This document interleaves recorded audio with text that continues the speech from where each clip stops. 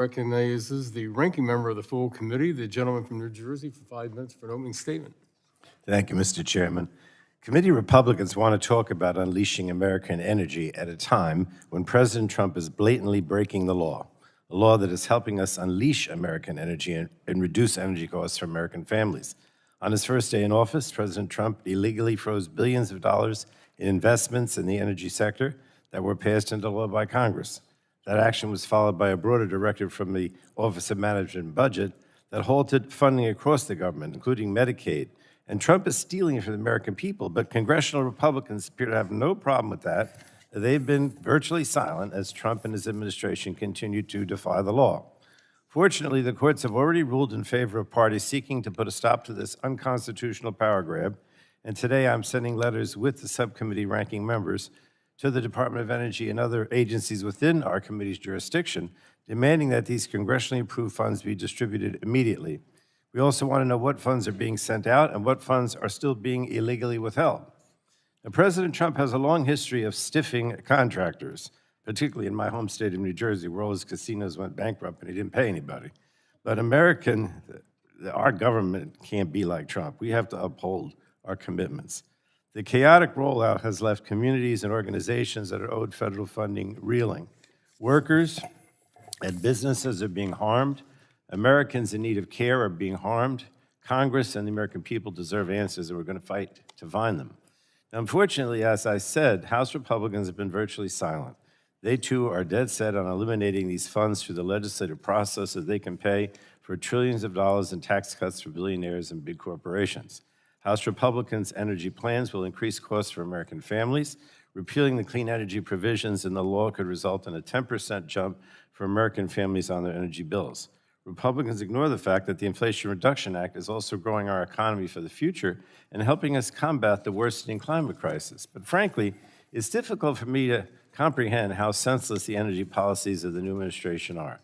Trump declared a bogus emergency, or I should say energy emergency, yet on the very same day, he illegally attempted to cut off federal support for nearly all energy investments in the United States. And Republicans spent years saying that they supported an all-of-the-above energy strategy, yet they're now trying to kill solar and wind, both onshore and offshore, I should add.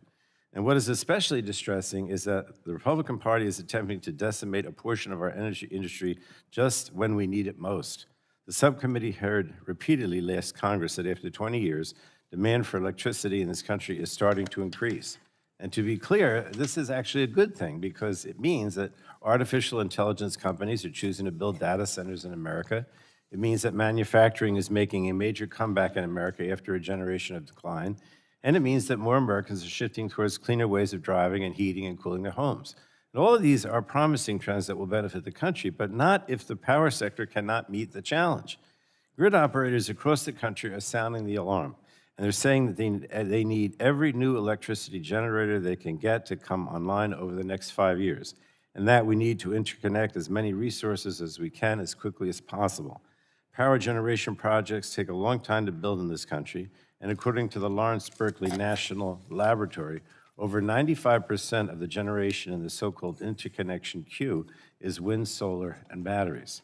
So if Republicans are really interested in unleashing American energy, they should work with us to clear interconnection queues and let resources get on the grid as quickly as possible. We should work together to make sure that we have sufficient infrastructure, whether it's transmission lines, transformers, circuit breakers, or other vital equipment, to make sure that we can hook those new sources of electricity up to the grid. And these are actions that we have to take. Our nation's ability to compete in the 21st century depends on it. Unfortunately, it appears that Republicans are determined to once again do the bidding of their big oil and gas friends, and I don't think that's progress.